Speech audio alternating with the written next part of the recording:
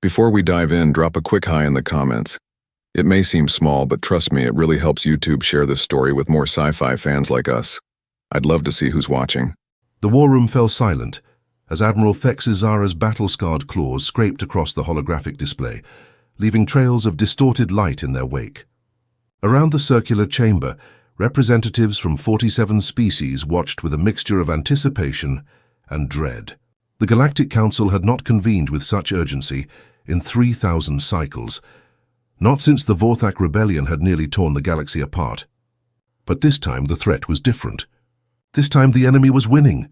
"They've taken the Orion Spur," Fexizara announced, her voice carrying the weight of a dozen lost battles. The hologram shifted, showing vast swaths of territory now colored in the ominous crimson of the Krell Dominion. 14 systems in the past month alone, 300 billion souls either conscripted or dead. Councillor Venith, whose crystalline form refracted the war room's light into 1,000 anxious colors, spoke up. "Then we must act. The conscription mandate must extend to all species, all systems, including the humans." The question came from General Carthox, a veteran of 6 major conflicts, his 4 eyes narrowing as he gestured toward the small, blue-green world rotating peacefully on the display's edge. Earth, the tiny marble that had somehow remained untouched by the greatest war the galaxy had ever known. The room erupted. Some delegates leaped to their feet, mandibles clicking in agreement. Others emitted sounds of distress, their translator implants struggling to keep up with the cacophony of overlapping voices. But one voice, deep and resonant with authority, cut through the chaos like a blade through vacuum. No, every eye, sensor, and optical organ turned toward the source. General Thundara stood in the shadows at the chamber's edge, where he'd been observing in silence for the past 2 hours. The Korthian commander was a legend, a tactical genius who had served in the Galactic Defense Force for longer than most species had possessed interstellar travel. His scales, once bright green, had faded to the grey of old stone, and scars crisscrossed his massive frame, each one a story. "Her lesson purchased in blood. General," Fexizara began, her tone diplomatic but strained. "With respect, we cannot afford sentimentality. Every able body, every ship, every resource must be—" I said no. Thundara moved into the light and several younger delegates instinctively stepped back. He had that effect on people. "And I mean no with every fiber of my being, with every strategic calculation in my mind, and with every battle I've ever fought. The humans must remain neutral, not because of mercy, not because of politics, but because if we force them into this war, we may very well lose everything we're trying to save." The silence that followed was absolute. You could have heard a pin drop in the void of space. Councillor Venith's form flickered with confusion. "General, your record is beyond reproach, but surely you cannot believe that one pre-ascension species, barely 2 centuries into space travel, could what?" Thundara interrupted, his voice quiet now, which somehow made it more terrifying. "Could change the outcome of this war? Could tip the balance? Could become something we cannot control?" He paused, letting the questions hang in the air. "Sit down, all of you, because I'm about to tell you a story, and when I'm finished, you'll understand exactly why the humans must stay exactly where they are. Would you agree to let one small world remain at peace while billions die? Would you make that choice?" The delegates slowly returned to their seats, and Thundara began to speak. "It was 63 cycles ago," he said, his voice taking on the cadence of a storyteller, though the tale he told was brutally real. "I was a young commander then, arrogant, certain of my superiority. The Galactic Council had just made first contact with humanity, and I was assigned to the observation fleet. Standard protocol: watch from a distance, assess their development, determine if they were ready to join galactic civilization." He manipulated the hologram, and Earth appeared larger, rotating slowly. They were not impressive. Their technology was crude, barely capable of reaching their own moon with any consistency. They fought among themselves constantly, sometimes over resources, sometimes over ideas. Sometimes it seemed just because they could. Their weapons were laughably primitive, chemical rockets and fission bombs. We had vessels that could crack planets. What threat could they possibly pose? Then the incident happened. The hologram shifted, showing a different system, one that existed now only in historical records. the Kelvar system. A listening post, 47 personnel, all non-combatants. It was attacked by pirates, the Sarnix raider clan. You remember them, Thexizara? The Admiral's mandibles clicked in acknowledgement. Vicious. They took no prisoners. Exactly. They took no prisoners. The listening post sent out a distress signal on all frequencies, including those the primitive humans could detect. We were 6 days away at maximum cruise. The nearest military fleet was 9 days out. Help was coming, but it wouldn't arrive in time. The personnel at that listening post knew they were going to die. They made their peace, sent their final messages to their families, and prepared for the end. Thundara's eyes seemed to look through the assembled delegates, seeing something they could not. But then something appeared on the sensors. A human ship, not a military vessel. They barely had a military space force at that time. It was a colony transport, the Magellan, carrying 3,000 civilians and supplies to their new settlement on Mars. The captain's name was Elizabeth Chen. When she received the distress call, she had a choice to make. The pirate vessels were armed with weapons a century more advanced than anything on that human ship. The Magellan had no shields to speak of, no energy weapons, no defensive capabilities beyond basic hull plating designed to stop micrometeoroids. By any rational calculation, any sane calculation, Captain Chen should have ignored the distress call or at most reported it and continued on her way. 3,000 human lives, most of them children being sent to start a new life on Mars, versus 47 aliens from a civilization she'd known existed for less than a year.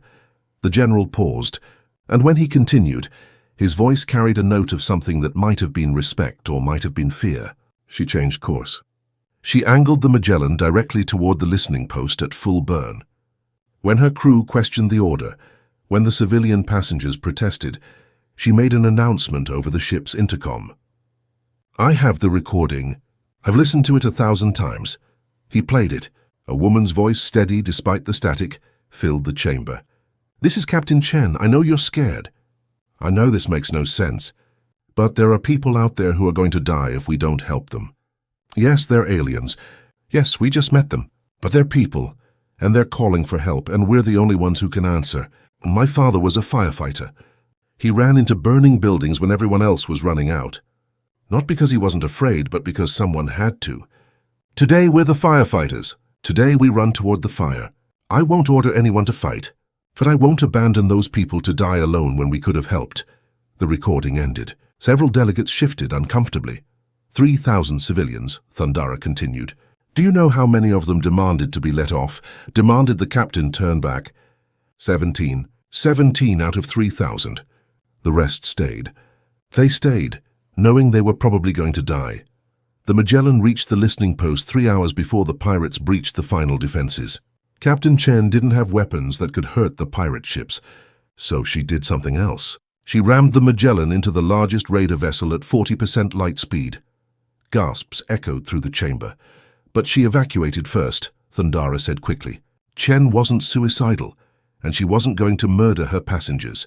She and her crew used every escape pod, every shuttle, every piece of equipment that could hold people and had a thruster. They filled them past capacity and launched them toward the listening post.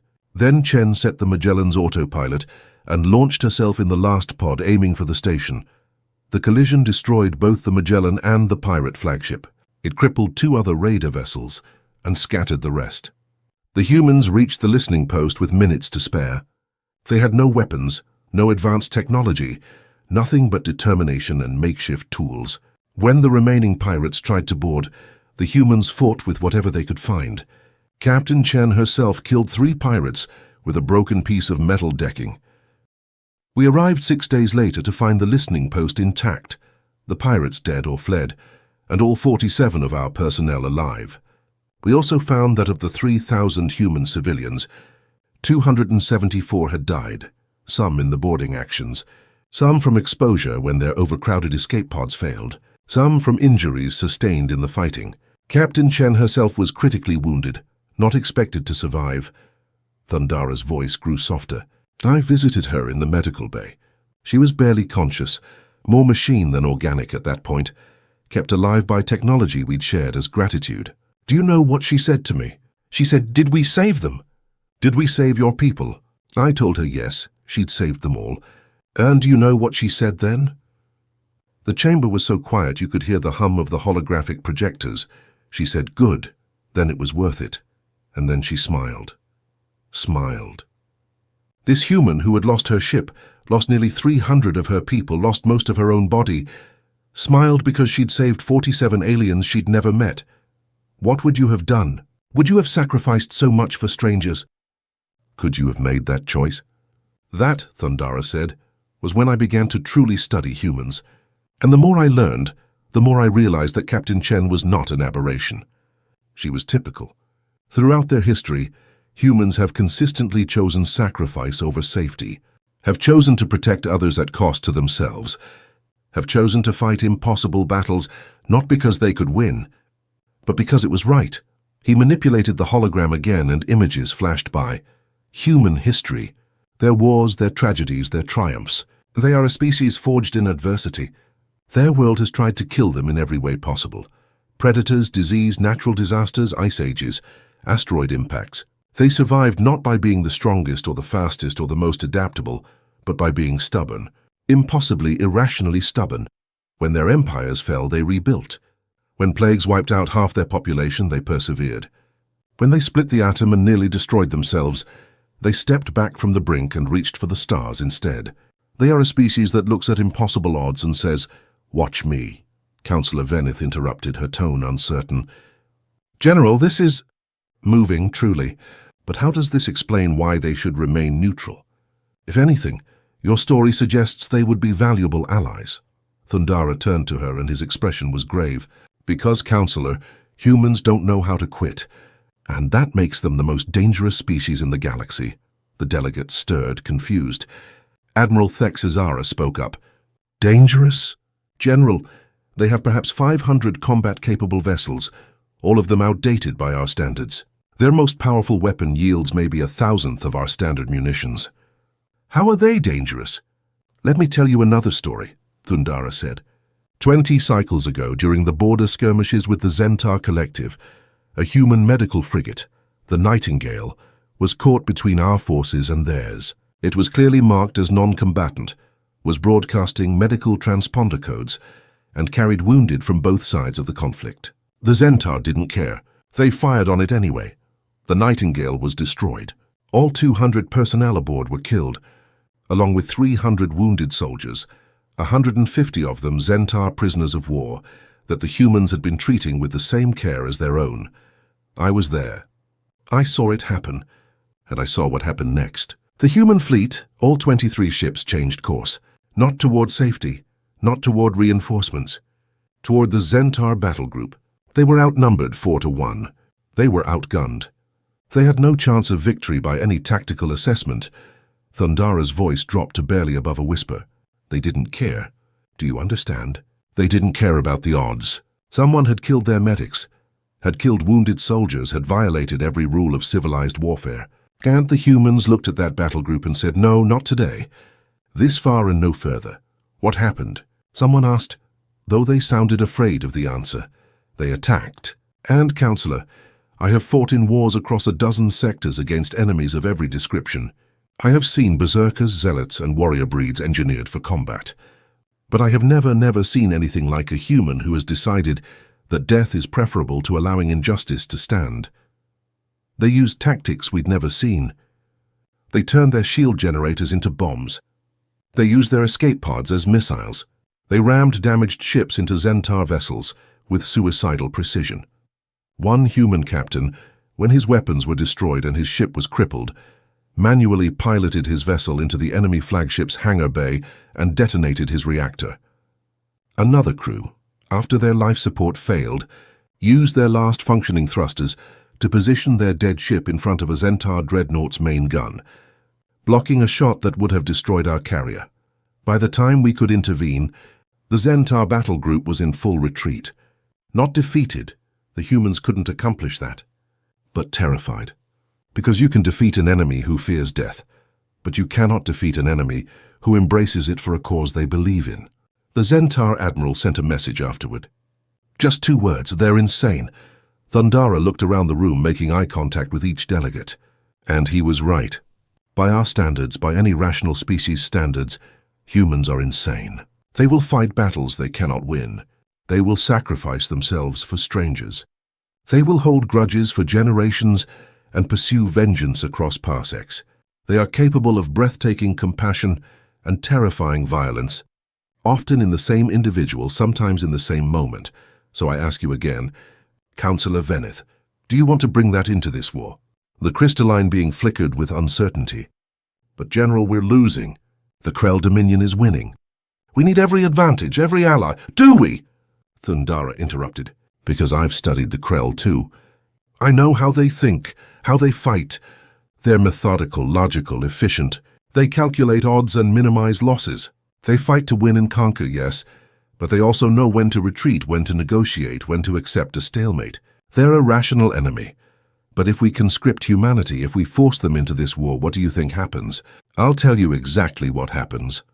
The Krell will attack Earth. They will because humans, once committed, will be a threat that must be eliminated, and the Krell will expect Earth to surrender or evacuate when faced with overwhelming force. That's what any rational species would do. But humans aren't rational. The Krell will bomb their cities, and the humans will fortify the ruins and keep fighting. They'll destroy their industrial centers, and the humans will build factories underground, underwater, in orbital platforms held together with determination and spite. They'll kill billions, and the humans will remember every name, every face, and they will not stop until they've achieved vengeance or died trying. His voice rose, filling the chamber with its intensity. The Krell will learn too late that they haven't invaded a planet. They've kicked a hornet's nest. Because humans don't surrender, they don't know how. It's not in their nature. They've been climbing out of defeat for their entire history. They've been turning losses into legends. And if you think our casualties are bad now, wait until humanity enters this war and turns it from a conflict into a crusade. Can you imagine it? Can you picture what would happen if humanity's full fury was unleashed? Would the galaxy survive? Admiral Thexara was shaking her head. General, with respect, you're asking us to allow one world to sit out the greatest crisis our civilization has ever faced. The cost in morale alone. The cost? Thundara laughed, but there was no humor in it. Let me tell you about cost. Let me tell you what happens when you give humans a reason to fight. He pulled up another file, and the hologram showed a desolate moon, scarred and barren. This was Titan, one of Earth's moons 35 cycles ago. The Vorthak remnant, in their death throes, launched a strike against it. A colony of 60,000 humans, mostly miners and their families. They used a biological weapon, something that turned the colonists into, well, the details are unpleasant. The point is, only 57 humans survived the initial attack, sheltering in a deep mining station. The Vorthak landed ground forces to finish the job. 3,000 warriors, battle-hardened, equipped with the best weapons their dying empire could provide. 57 humans, most of them civilians, armed with mining equipment and whatever they could improvise. The siege lasted 6 months. Do you know how many Vorthak survived? Silence, none, not one. 57 humans killed 3,000 Vorthak warriors using mining charges, industrial equipment, and eventually their bare hands. When we finally arrived to offer aid, we found the last 13 humans alive, standing guard over the bodies of their families, refusing to leave until they were certain every last attacker was dead. The senior survivor, a man named Jinwoo, was 87 years old. He'd lost his wife, his children, his grandchildren. He'd killed 73 Vorthak himself. When we asked him how he kept fighting, he said, "They took my family. What else was there to do but make them pay?" "How, sir?" Thundara's voice softened. "That's what you don't understand. That's what none of you understand. For most species, there's a point where the cost becomes too high, where survival instinct overrides all else. Humans have that instinct too, but they also have something else, something we don't have a word for in galactic common. They call it spite, the sheer bloody-minded refusal to let the universe tell them what's possible. When we conscript the other species, they fight because they must, because their worlds are at stake. If we conscript humans, they'll fight because we took away their choice. And they'll fight us just as hard as they'll fight the Krell, because humans don't just hate losing. They hate being told they have to lose. Councillor Venith's form pulsed with a color that indicated deep thought. Then what do you suggest, General? We simply ignore them? Pretend they don't exist while we're fighting for survival? No, Thundara said quietly. We do something much harder. We trust them. Trust them? Admiral Thexazara's mandibles clicked in disbelief. To do what? To be human. Thundara manipulated the hologram one final time, and Earth appeared again, that small blue marble spinning peacefully. We let them remain neutral, yes, but we also let them know we're trusting them with something more important than fighting. We trust them to remember. Remember what? Someone asked. What we were. What we're fighting for. Right now, every species in this room is compromising their values, their ethics, their very identity, to fight this war. We're conscripting civilians. We're destroying our own worlds to deny them to the enemy. We're becoming more like the Krell every day because we tell ourselves we have no choice. But if humanity remains neutral, if they stay out of this war, then somewhere in the galaxy, there's still a species that believes compassion is stronger than fear. That individual choice matters more than collective survival, that some principles are worth dying for. When this war is over, and it will be over eventually one way or another, we'll need someone to remember what peace looks like. He paused, letting that sink in.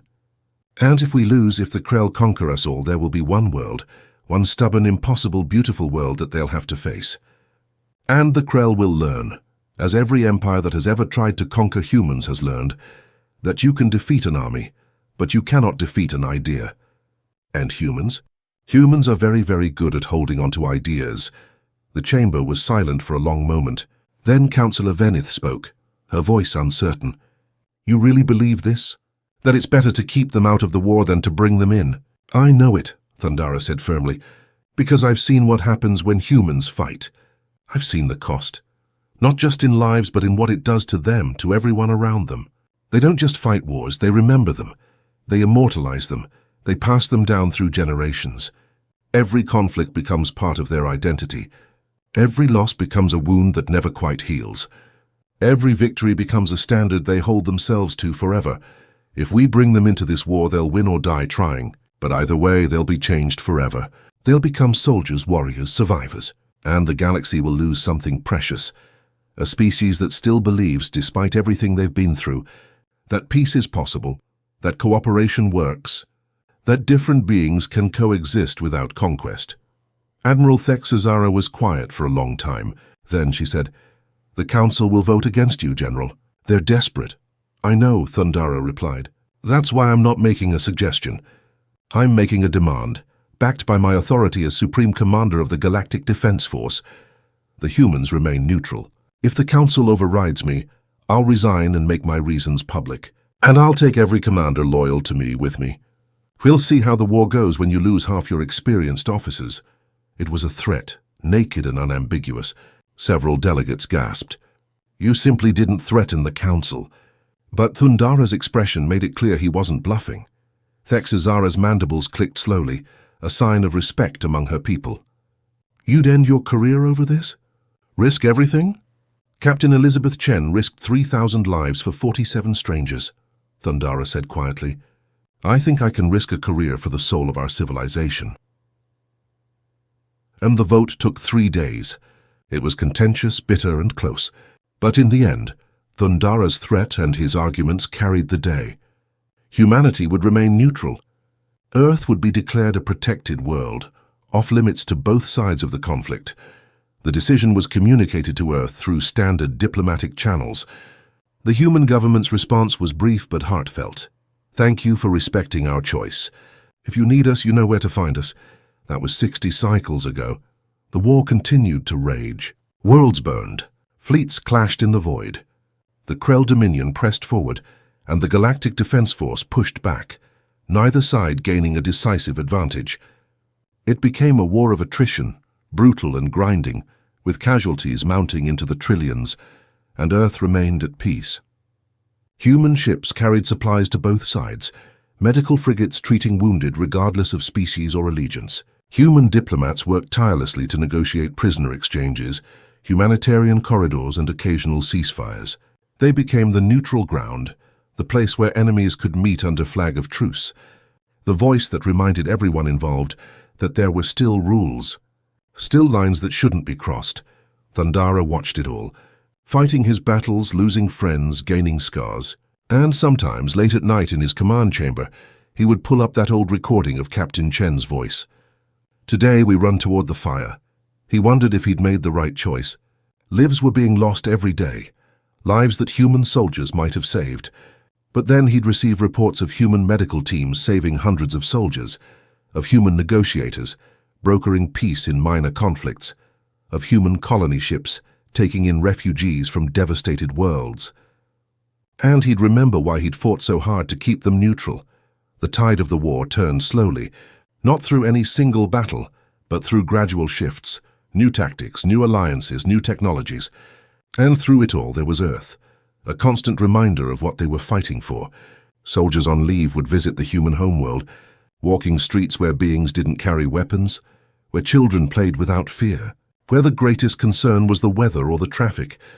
It's like stepping back in time, one Korthian soldier told Thundara after such a visit, back to before the war, before the fear. It made me remember why I enlisted in the first place. That was when Thundara knew he'd been right. The humans were contributing to the war effort, not with weapons, but with hope.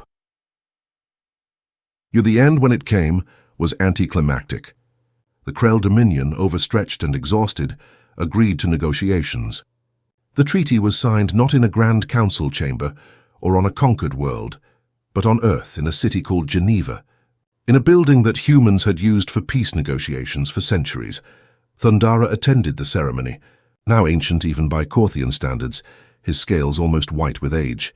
He watched as former enemies signed the treaty, agreeing to borders, reparations, and mutual defense pacts.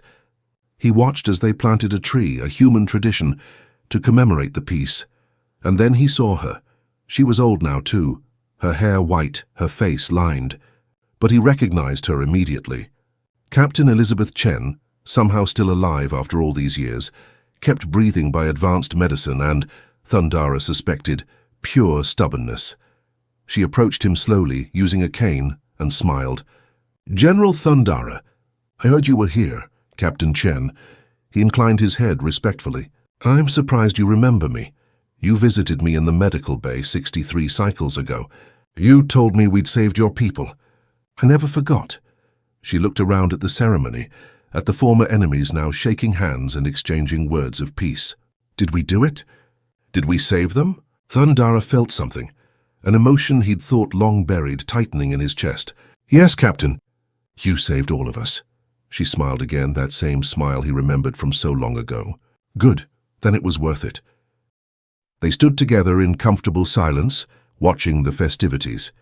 Finally, Chen spoke again. "I read the classified files, you know. After they were declassified last year, I read about the council vote, about how you threatened to resign if they conscripted us. I did what was necessary. You did more than that. You believed in us. When we were just another species, just another potential resource to throw at the problem, you saw us as something worth preserving."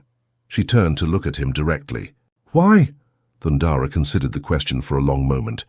"Because, Captain, in all my years of war I learned that victory is hollow if you lose what you are fighting for. You humans. You never lose sight of that. You fight when you must, yes, but you never forget why you're fighting. You never forget that the goal is peace, not victory. And because," he added quietly, "someone once taught me that it's not about whether you can win, it's about whether you can live with yourself if you don't try. I believe you know something about that." Chen laughed, a sound like wind chimes. "My father's lesson." A run toward the fire. She reached out and placed her hand on his arm, a gesture of comfort, of understanding. "Thank you, General, for letting us remain neutral. For trusting us." "Thank you, Captain," he replied, "for proving I was right.